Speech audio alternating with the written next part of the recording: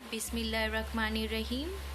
अस्सलाम वालेकुम। तारीख और शहरियत छठी जमात। इसके पहले सबक में हम देख चुके हैं हड़प्पा तहज़ीब। तो सबक नंबर 4 में हम देखेंगे वैदिक तहज़ीब।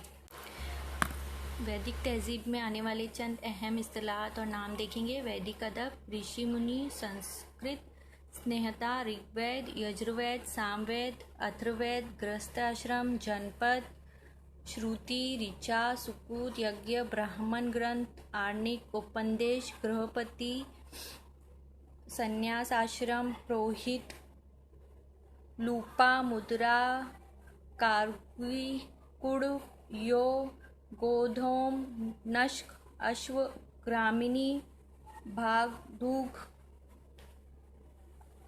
अश्व, शक्ति, श्रेणी, ब्राह्मण, क्षत्रिय, वैश्य, शूद्र, आश्रम, ब्रह्मचर्य, वानप्रस्थ आश्रम, विषयपति और विदित। तो ये तमाम टर्म्स हम देखेंगे बुक में।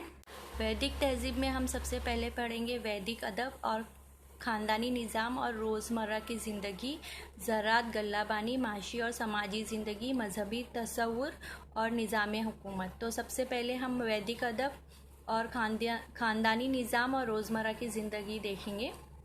तो इसमें हम सबसे पहले देखते हैं कि वैदिक अदब। तो वैद अदब पर मबनी तहज़ीब को वैदिक तहज़ीब कहते हैं। वैद को कदीम तरीन अदब तस्लीम किया गया है। कई ऋषि मुनियों ने वेदों को तख्लीक किया। वेदों का कुछ हम दिया हिस्सा औरतों की जहनी फिक्री काविशों का नतीजा है। वैदिक अदब संस्कृत ज़बान में तख्लीक किया गया है। वैदिक अदब का सरमाया बेहद मालामाल है। ऋग्वेद को इस अदब की बुनियादी किताब समझा जाता है। ये किताब मंजूम है। ऋग्वेद, यजुर्वेद, सामवेद और अथर्ववेद 4 वेद है। इन चारों वेदों की किताब को स्नेहता कहते हैं और लफ्ज़ विद का मतलब होता है जानना। इसीलिए हम इससे वेद मानते हैं, जिसका मतलब है जानकारी या इल्म। ज़बानी तौर पर याद करके वेदों को महफूज किया गया है और वेदों को श्रुति भी कहते हैं। तो सबसे पहले हम देखेंगे ऋग्वेद स्नेहता, ऋचा से बने हुए वेद को ऋग्वेद कहते हैं। और ऋचा यानी तारीफ बयान करने के लिए तख्लीक की गई, यानी नज़्म। किसी देवता की तारीफ और तौसीफ बयान करने के लिए ऋचाओं को यकजा करके बनाए गए मजमे को सुकूत कहते हैं, यानी भजन। ऋग्वेद स्नेहता में मुख्तलिफ देवताओं की तारीफ और तौसीफ और भजन बयान किए गए हैं।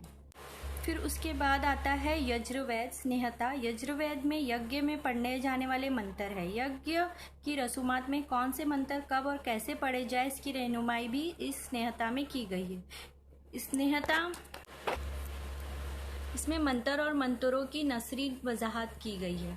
फिर आता है सामवेद। अब सामवेद स्नेहता में है यज्ञ रसूमात के वक्त पर सुर ताल में मंत्रों को गाया जाना, यानी वो मंत्र किस तरह गाए जाए, इसमें मुतालिक रहनुमाई सामवेद स्नेहता में की गई है। भारतीय मौसीकी की तख्लीक में सामवेद का बड़ा हिस्सा है। उसके बाद आता है अथर्ववेद स्नेहता। अथर्ववेद स्नेहता नामी ऋषि के नाम से मंसूब है।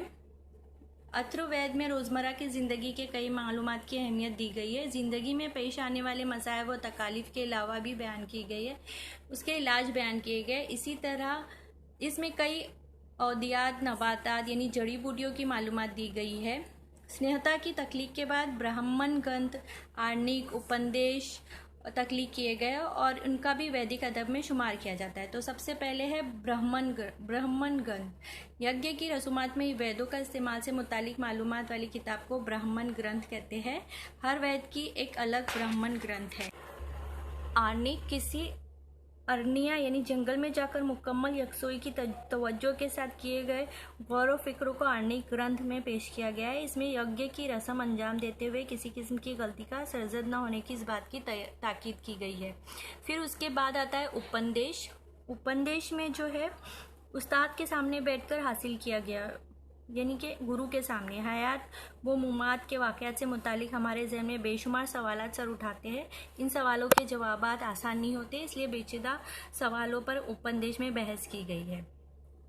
फिर 4 वेद, ब्रह्मग्रंथ, आर्णिक, उपनिषद की तख्लीक तकरीबन 1500 बरस का अरसा लगा है।